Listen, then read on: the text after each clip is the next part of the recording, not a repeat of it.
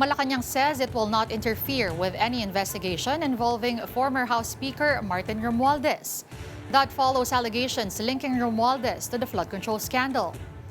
And for the details, we have mobile journalist Julie Baiza. Julie, ano mismo yung sinabi ng palasyo patungkol dito sa planned charges against Congressman Romualdez?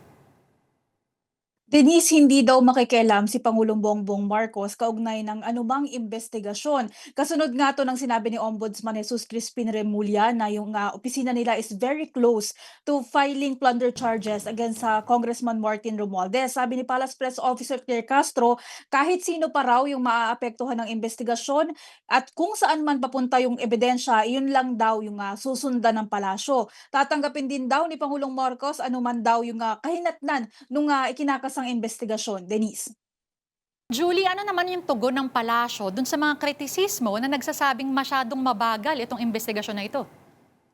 Yes, Denise, marami nga nagsasabi, kaliwat kanan ng mga opisyal yung nagsasabi na tila nababagalan sila at parang hindi napapanagot yung mga kaalyado ng Pangulo. Una, ang sabi ni Yusek Claire, mahirap daw na basta lang magturo ng walang dalang ebidensya. Hindi raw ganon yung hustisyang umiiral sa ilalim ng Administrasyong Marcos dahil sinusunod daw nila yung due process. Sa mga aligasyon naman na mabagal yung usad ng investigasyon, sa particularly dito sa flood control mess, yung mga hindi raw sanay humarap sa korte, pwede raw sabihin na nababagalan sila. But in reality, mabilis na raw actually itong pagkilos ng Office of the Ombudsman at saka ng DOJ. Mahirap daw kasi yung proseso ng pagsasampa ng kaso.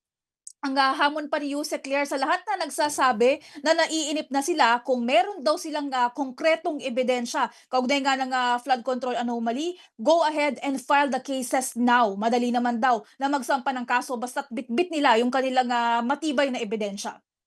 Okay, on to another topic. Julie, ano naman yung reaksyon ng palasyo dito sa AI video na kumakalat sa Chinese media outlets?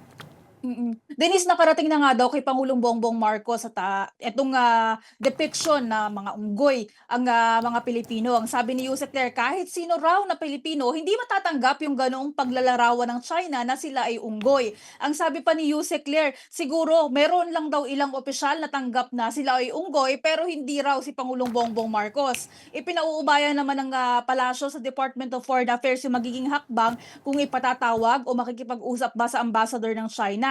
Sila raw kasi yung gumagawa ng aksyon dito. At ang Senado, kung magkakaroon din daw ng separate or iba pang hakbang kaugnay sa usapin, nasa kanila na raw yan dahil mandato rin daw nila na ipakita, una, alamin yung pangyayari at pangalawa, ipakita sa publiko na kinukondena ng pamahalaan yung anumang uri ng pangmamaliit sa mga Pilipino.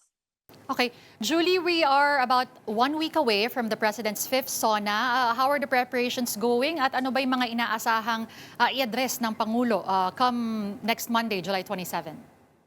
Denise, asahan daw na simple but dignified yung magiging ikalimang SONA ni Pangulong Bongbong Marcos sa July 27. Wala daw mga A-listers na performers at wala din daw celebrity directors. Hindi naman yan yung unang beses na magiging kumbagay simple lang yung magiging SONA ng Pangulo. Kasi even last year, RTVM yung nag-direct at RTVM yung nanguna nga dito sa coverage and the whole process ng SONA ng Pangulo.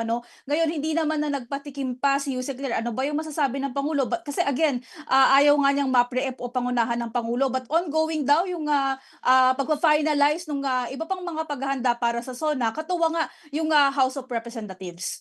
All right, thank you for those updates. Again, that was mobile journalist Julie Baiza.